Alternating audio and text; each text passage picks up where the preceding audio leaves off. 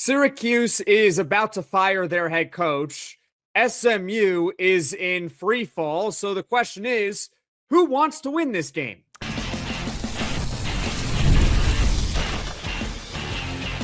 You are Locked On SMU, your daily podcast on the SMU Mustangs, part of the Locked On Podcast Network, your team every day.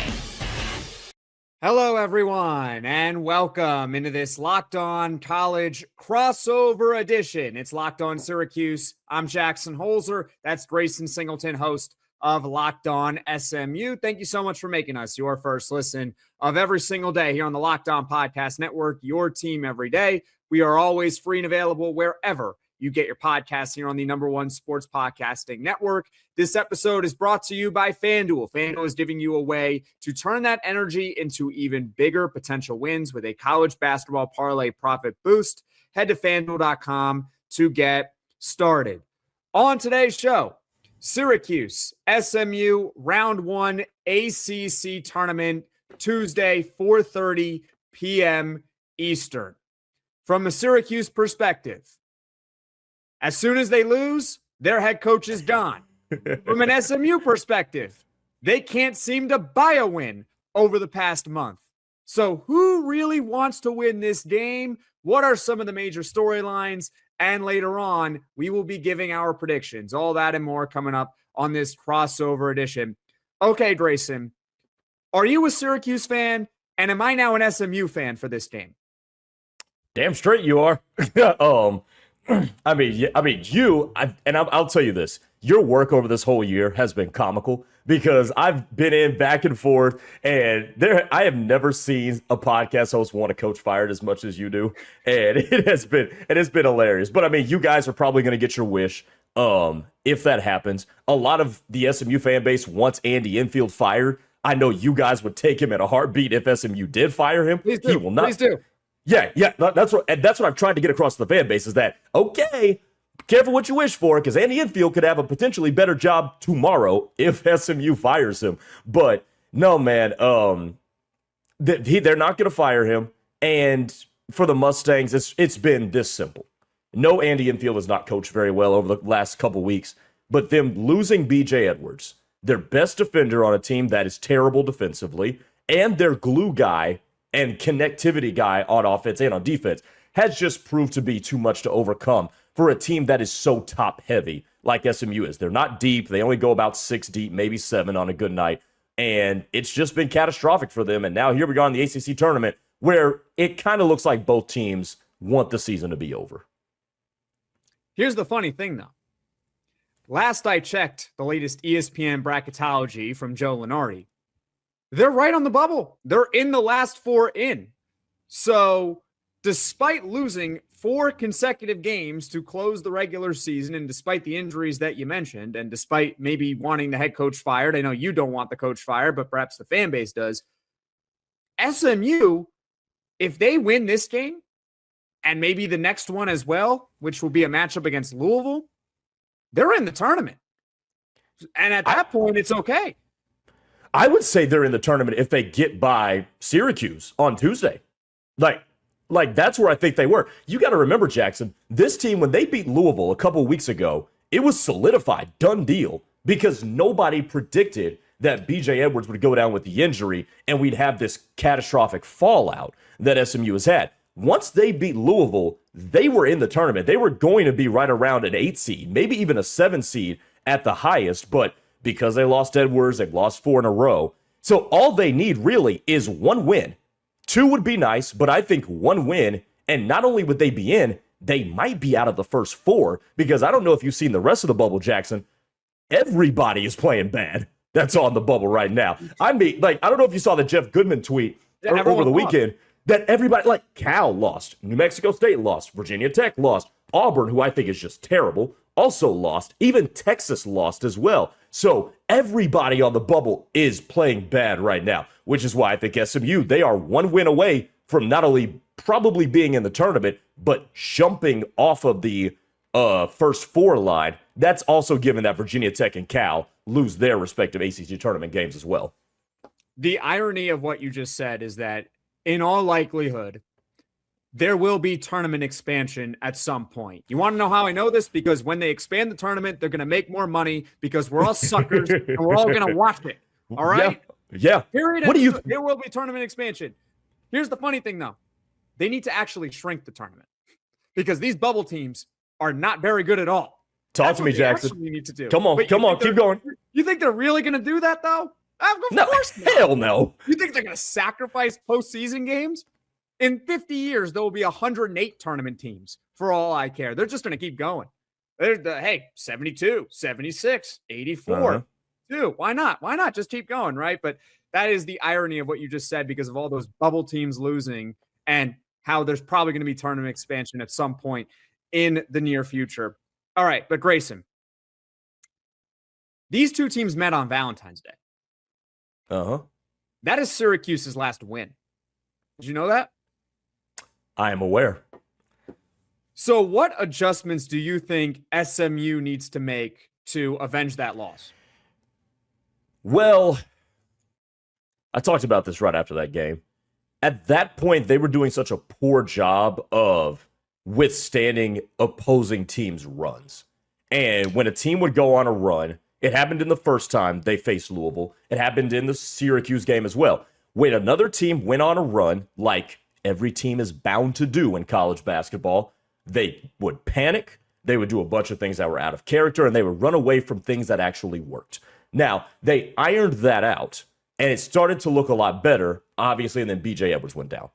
The one thing that I can say they have to figure out how to do is prevent the opposing team from getting in the paint. Because if you remember, Jackson, in that game, Syracuse was beating them off the dribble a lot, getting into the paint, and that led to either open shots on the outside or they would get all the way to the bucket. And then SMU did a Syracuse and went to a zone defense. And then Syracuse just shot him out of it. And then at that point, it was just curtains from there. So it all starts with SMU with, can you, and I know I'm asking a lot because this is literally the worst defensive team in the ACC, but can you keep teams out of the paint? If they can keep Syracuse out of the paint from getting paint touches, your job becomes a little bit easier. But if they can't, then we could easily see a repeat of that game. So it all, to me, will boil down to that. With a Syracuse team that, look, I know they haven't been great, but you guys are an athletic bunch. You guys are an athletic bunch, and you guys can hit some shots from time to time. And against a team that is not good defensively like SMU is, that could win y'all the game. I was going to say you were giving really good basketball analysis, and then you started trying to compliment Syracuse. So let me spare you the trouble. Can they get inside the paint against SMU? If SMU doesn't get off the bus, then maybe they can get inside the paint. Maybe they can actually do something because they did it the first time. One player that was really good in that game off the bench, who was beating guys off the dribble, who was getting inside the paint, was Kyan Anthony. Yep. Kyan Anthony is hurt. His status for this game at the time of this recording is up in the air because he did not play on Saturday against Pitt. Who knows if he'll be available for the ACC tournament. Sadiq White, also injured, hurt his shoulder in the Louisville game, did not play against Pitt. We'll see what his status is for this Tuesday game against SMU here. If those two guys can't go, Syracuse doesn't really have a bench to speak of. Mm-hmm. So you also mentioned how SMU isn't very deep. Well, cut that in half right now with Syracuse's roster if Sadiq White and Kyan Anthony can't play. Now, coming up here on this college crossover edition of Locked On Syracuse and Locked On SMU, we will continue to preview this matchup and each team's biggest key to win this game. We'll talk about it next on Locked On Syracuse and Locked On SMU. What if sports were traded like markets? Now you can put your stocks IQ to work in real time with Robinhood prediction markets. It's not you against the house. It's you participating in a live market. You can buy or sell your positions live all game long. Use your sports knowledge in the moments that matter. Robinhood prediction markets changes the game. It's people moving the action. So when momentum shifts, you can move with it. I always knew the game, but never had a dynamic way to apply that knowledge. Now I can actually take part live in a market powered by people. You're no longer just a spectator, play-by-play. You decide. Trade every play with Robinhood, now available across the U.S. Download the Robinhood app now to begin. Futures and cleared swaps trading involves significant risk and is not appropriate for everyone. Event contracts are offered by Robinhood Derivatives LLC, a registered futures commission merchant and swap firm. It's tax time, but for a lot of us, the old way of doing taxes is a lot. Trying to book an appointment that's not the most convenient, sitting in a waiting room with a stack of papers, emailing back and forth and wondering if they really get your situation. But this year, you're getting a major upgrade. Intuit TurboTax now has in-person locations nationwide. You can meet face-to-face with a real tax expert, and your documents get uploaded straight to your TurboTax app on the spot. And just like that, you're done. Your TurboTax expert works to get you every dollar you deserve while you get real-time notifications as you go about your day. It's the relief of walking in and meeting a real person and walking out knowing your taxes are being handled right. Head to turbotax.com/local to find a store near you and book your appointment. Hey, Locked On Syracuse and Locked On SMU fans. If you've been thinking about joining the Everydayer Club, now is the time. Again, you get ad-free shows and access to our group chat on Discord. And if you're signed up before the NCAA tournament tips off, you can get into our Everydayer Club bracket pool on Discord for a chance to win Locked On merch. Should be a lot of fun. It might not feature SMU or Syracuse in it, but hey, still could be a lot of fun. Right now, use code MARCH to get your first month free. You can head to the link in the description below. Jackson Holzer Locked On Syracuse, Grayson Singleton Locked On SMU. Unfortunately, neither of these teams may be in March Madness. SMU is a little bit more likely, of course, them being on the bubble. Syracuse well outside of the bubble, needing to win the entire tournament in order to get into the NCAA tournament. First and foremost, each of these teams have to win this game. This is a must-win for both teams. If SMU loses, they're not safe. If Syracuse loses, everyone gets fired. So, Grayson, with that said, what is SMU's biggest key to beating Syracuse? Well, first I'm going to ask you this question. What does Syracuse have to do for everybody not to get fired? You know what they have to do? They have to beat SMU. Mm-hmm. Then the next day they got to beat Louisville. Then the next day they got to beat Miami. Then they got to win the semifinal game. And then they got to win the championship, which will probably be Duke. That's what they have to do. Win 5 games in 5 days, you all get to keep your job. So everybody's cooked is what I'm hearing. Not if they can win 5 games in 5 days. So everybody's cooked. Burnt. Burnt to a crisp. 15 and 16. Outstanding. You know how much money they spent on their roster this year? It was upper half in the league. It's been reported. About $8 million. For 2 more wins than last year. Yeah, that's not gonna cut it. That's not gonna cut it at all. Nope. Cooked. So what's the key for you? Well, BJ Edwards is not gonna play. It's been reported by the Dallas Morning News that he is doubtful, which is interesting because SMU on FanDuel is a 4.5 point favorite. And when I saw that earlier today, I was like, oh, that might mean BJ Edwards might be playing. Nope. That's probably not going to happen. And yet, on FanDuel, they are still 4.5 point favorites. So, what I'm looking at here is, can they get a healthy dose of Jaron Pierre Jr.? And Jaron Pierre, even though some of his shooting splits have actually been pretty decent ever since the BJ Edwards injury, he has been very streaky if you actually watch the games. The box score with him has been lying the last couple of weeks. He just has not been that impactful when he's hitting shots. So if they can get a solid all-around game, start to finish from Jaron Pierre, and you're going to see a lot of him because he's going to play 40 minutes.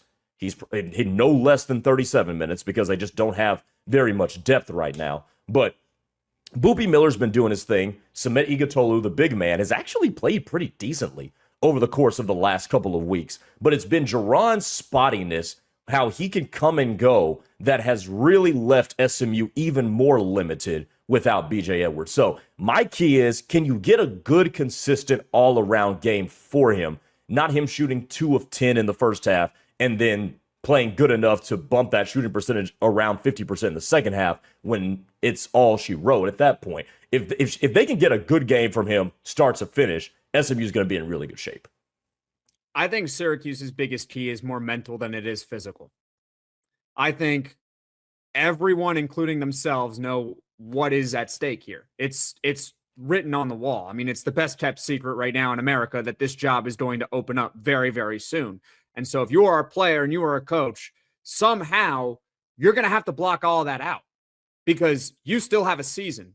And you're fortunate enough that you still get to play for the goal of making the NCAA tournament. As crazy as it sounds, you can win 5 games in 5 days and erase everything from this disastrous regular season. You can do that. I'm not saying they will, but it starts with, can you just beat SMU? With all due respect, this is a beatable team.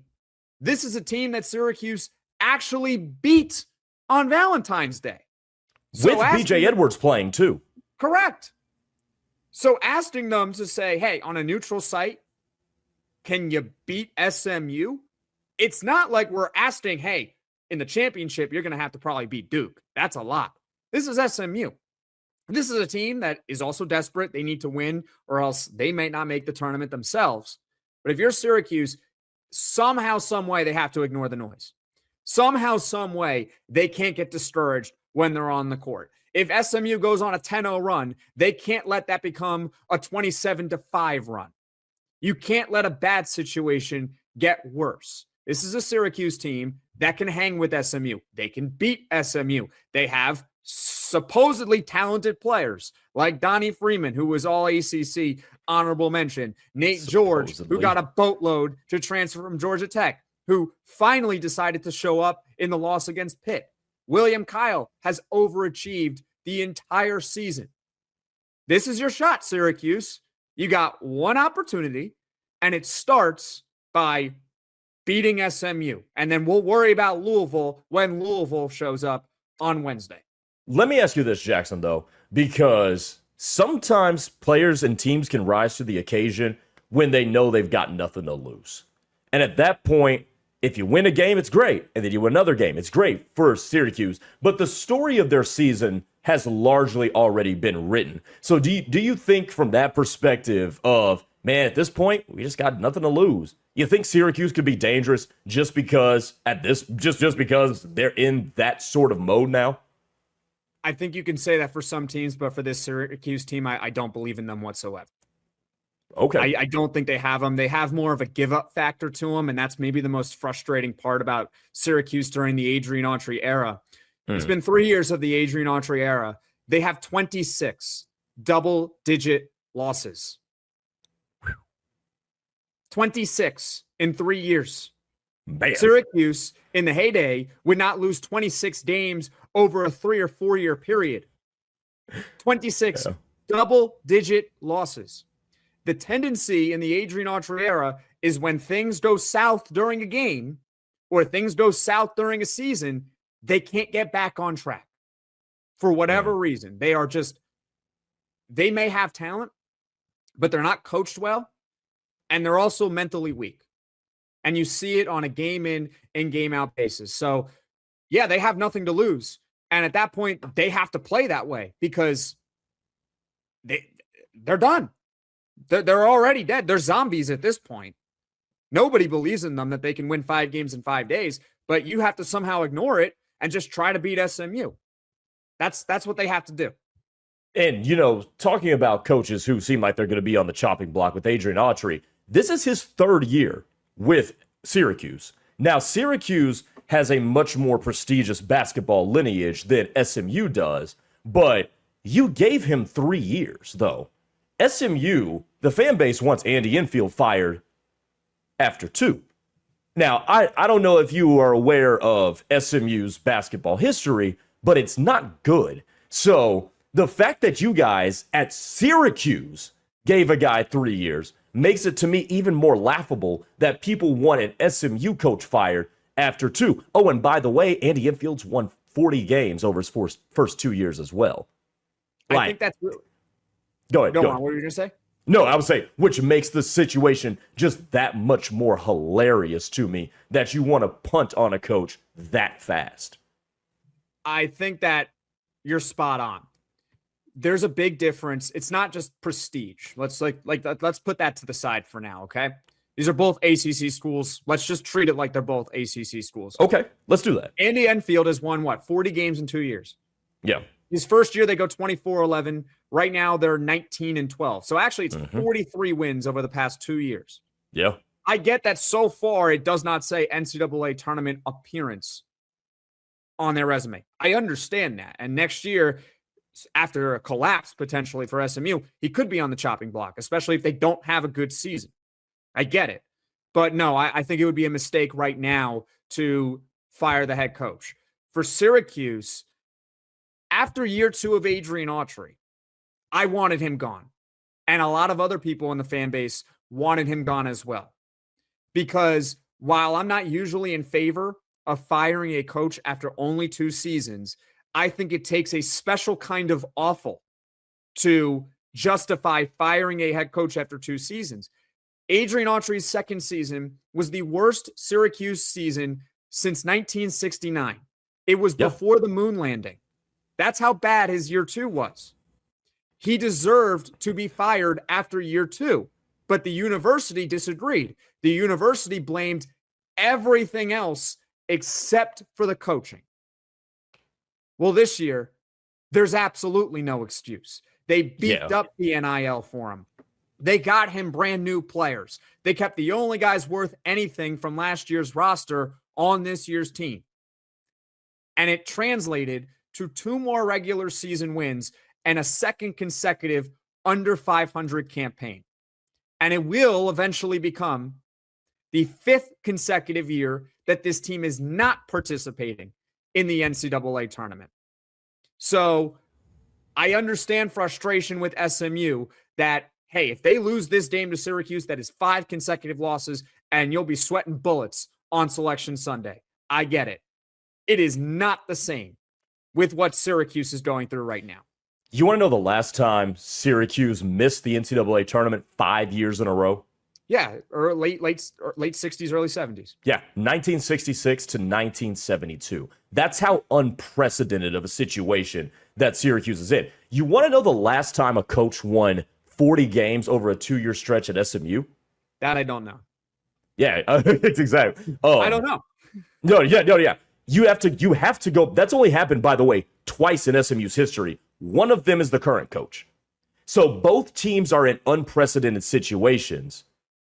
Yours is rightfully going to lead to a coach being fired because it takes a special kind of awful, like you said, to have Syracuse where it is.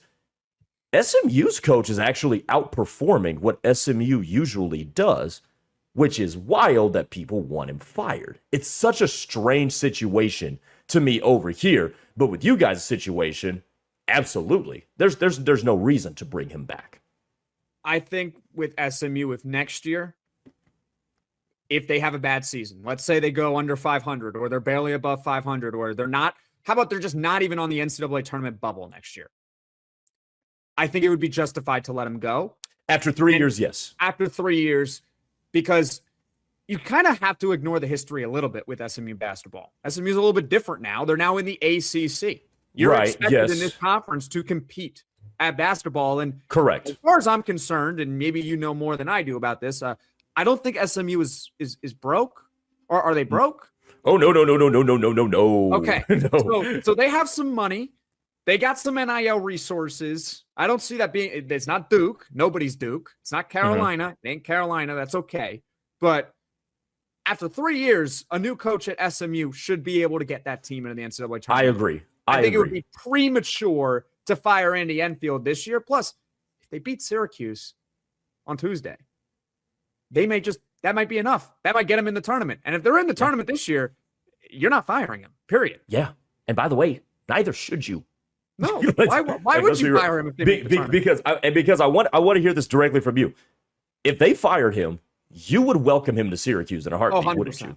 Yeah. 100%. Yeah.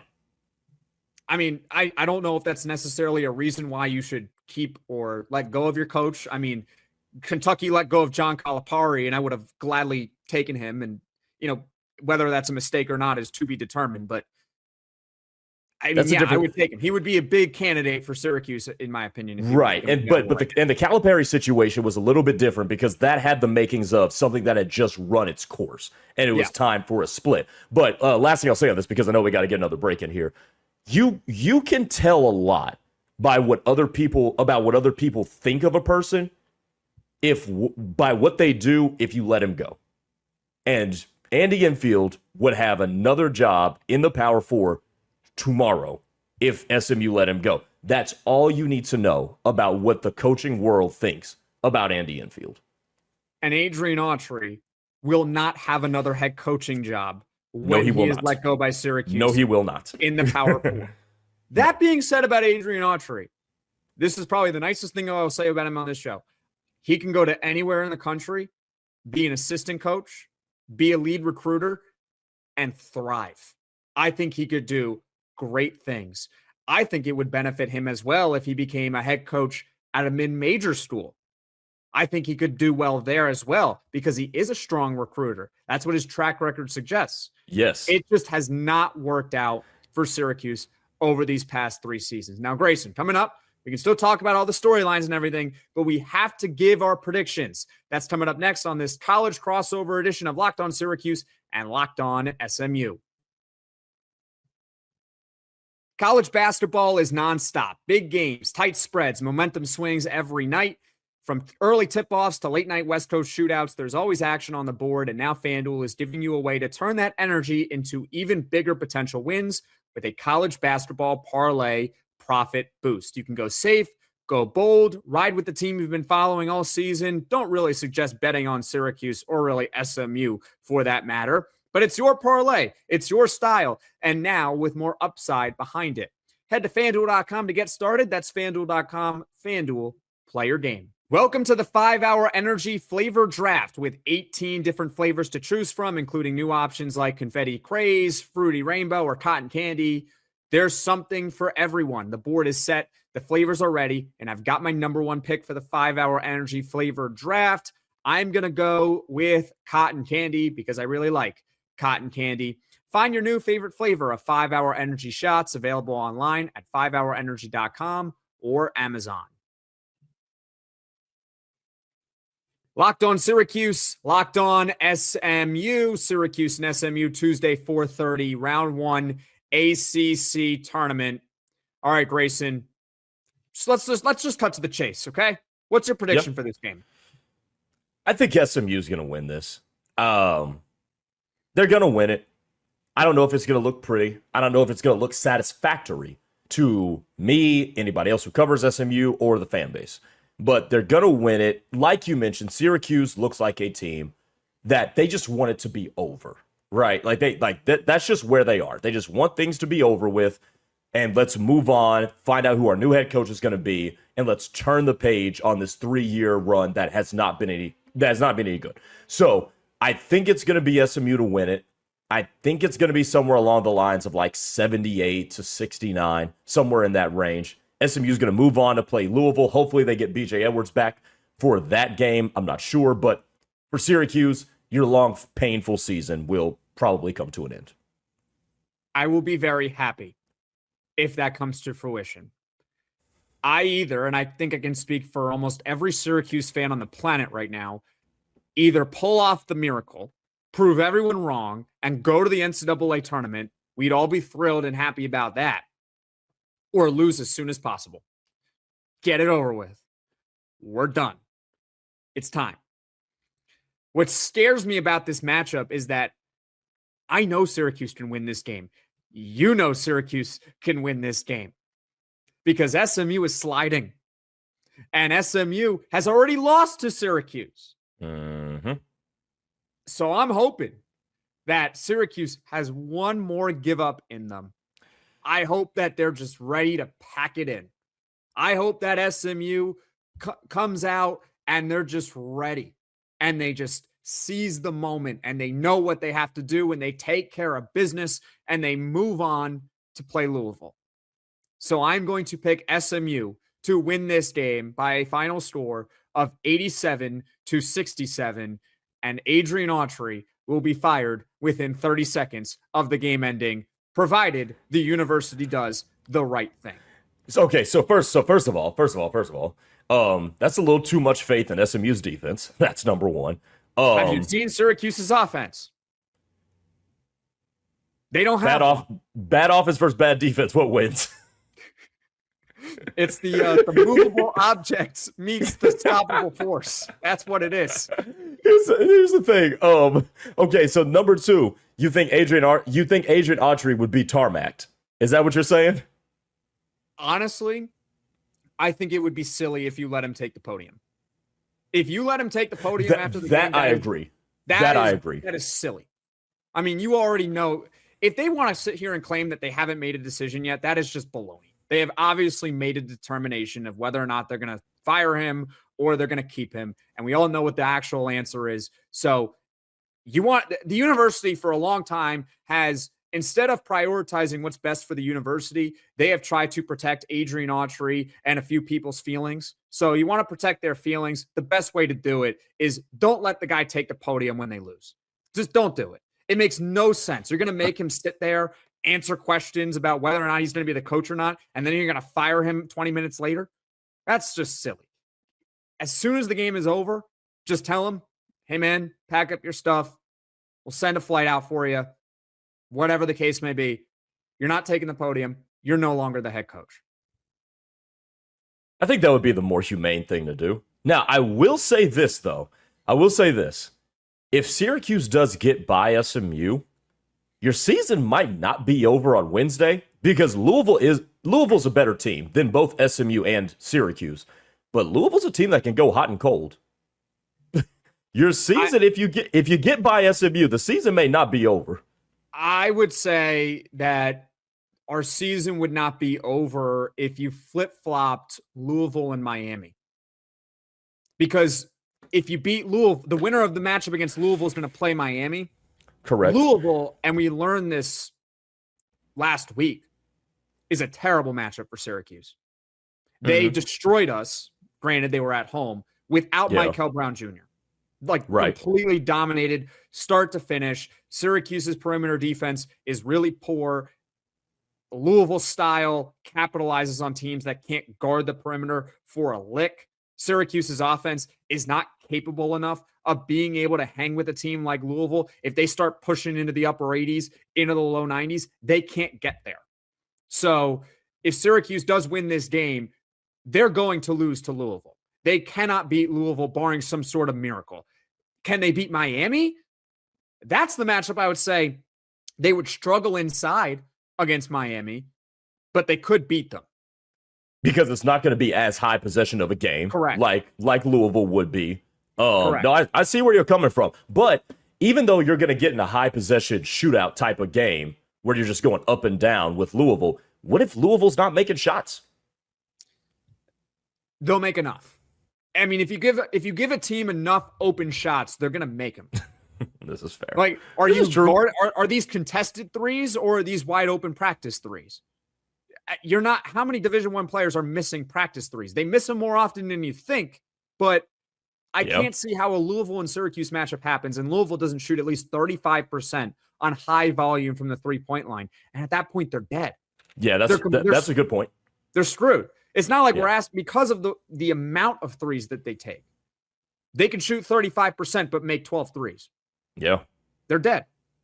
You're toast. They cannot compete with Louisville. Can they compete with Miami? Because they can't really shoot? Of course. Grayson, I'll flip it to you, though. Yeah. How do you view an SMU versus Louisville matchup? I mean, I think it's possible. I think it's possible. Without BJ Edwards, I don't know. But the thing with SMU, though, is that their best brand of basketball is playing in high possession games. So as long as you get a Jerome Pierre who can knock down some shots, you know what you're going to get from Boopy Miller on any given night. And if somebody else, if you get a Corey Washington game, if you get a guy like a Jermaine O'Neal Jr. who gives you 11 to 16 points, it could be good enough. It could happen. Would I pick it to happen? No. Does it need to happen for SMU to get to the NCAA tournament? Who knows? The answer might be no. But if they get BJ Edwards back, things look a little better, but it's possible because that's the style that SMU likes to play, and SMU is actually pretty good at. So I'll give them a puncher's chance just because stylistically it matches up favorably. Fair enough. Plus, Louisville's got an injury of their own. We don't know if Michael Brown Jr. is going to be available in a matchup against Syracuse or SMU. So correct. If SMU doesn't have BJ Edwards, well, I raise you a Michael Brown Jr. if Louisville doesn't have him. At that point, the injury excuse really goes out the window for SMU. But regardless, in order for either of these teams to play Louisville, they actually have to win. Both of us are picking SMU to win this game. Grayson, any last thoughts on it? No, man. SMU on FanDuel is still a 5.5-point favorite. That's a really interesting thing to me, even with Edwards not going to play. I don't know. I have no idea what we're going to get in this game. I'm going to be totally honest with you. I have no idea what's going to happen. Anything is on the board with this. I know you guys would like your season to mercifully come to an end. I think a lot of SMU fans are that way. I am not that way. I want to see this team keep winning and see if they can get BJ back. But we'll see. We'll see, because I have no idea what to expect from this game. None. I think it would be really cathartic if Syracuse went out and lost by like 40 points. I think it would be cathartic. It'd be the first time I wouldn't be mad about a 40-point loss. It wouldn't even be like the Duke loss when they lost by, I think, 40 points or whatever it was. We're just so ready for it to end. And if it ends that way, it ends that way. Because if they lose the buzzer, it's like, it's just sad. It's just like, I can't, like, this is really how it ended. If they get blown out, it's like, I can't believe, I'm so excited. I'm thrilled that it's over. You're almost happy if they get blown out in this game. I'm adding the word cathartic to my vocabulary. I actually had never heard that word before. That's a heck of a word, Jackson Holzer. Yes, I got a very high SET score. There you go. That all my teaching, all my training, hey, right man, there, coming to fruition. That's Syracuse education, right? The Syracuse education. That's right. I had to take a grammar test 4 times from Newhouse in order to graduate because I couldn't pass it the first 3 times. Fun fact. Really? Yep. Is that like is it a different one than the what's it called? The language proficiency exam or something like that? Yes. It was a lot harder than any of other previous tests, but most people are not stupid like me and take 4 tries. I took 4 tries. Oh my! At one point, my sophomore year, I said, I may get great grades here at Newhouse. I may get a great education, but I might not be able to graduate if I can't pass this grammar class, which I eventually did. Unfortunately, Syracuse did not pass their test of making the NCAA tournament. I'm going to ask you one last question. Sure. Is that grammar test necessary? It helps. I don't know. It helps. Ask them. Ask them. You ask them. I don't know. That would require me to make another trip up to New York, which I would love to do because I love New York, man. Fair enough. Well, Grayson, it's been a pleasure here on Locked On Syracuse and Locked On SMU, this college crossover edition. I'm not sure who we're rooting for in this matchup. Maybe at the end of the show, we can switch shows for post-game. You could take Syracuse. I can take SMU and root for SMU during the NCAA tournament. Maybe we do that. Maybe we can call Jarvis right now. We'll switch shows. You might be onto something, sir. We're switching shows, ladies and gentlemen. I'm going to take over SMU. You're going to take over Syracuse. We all get to go about our merry way. Everyone is happy. You get to cover something new, a new coach, a new environment, a new atmosphere. I get a team that's actually relevant in the NCAA tournament. It's a fair trade for everyone. But folks, thank you all so much for watching. Thank you all so much for listening. If you like this podcast, Locked On Syracuse, Locked On SMU, be sure to hit that like button. Be sure to hit subscribe. Tell all your friends. This matchup is at 4:30 p.m. Eastern on Tuesday, and absolutely nobody knows what's going to happen. So thank you all so much for watching. We will see you all again soon.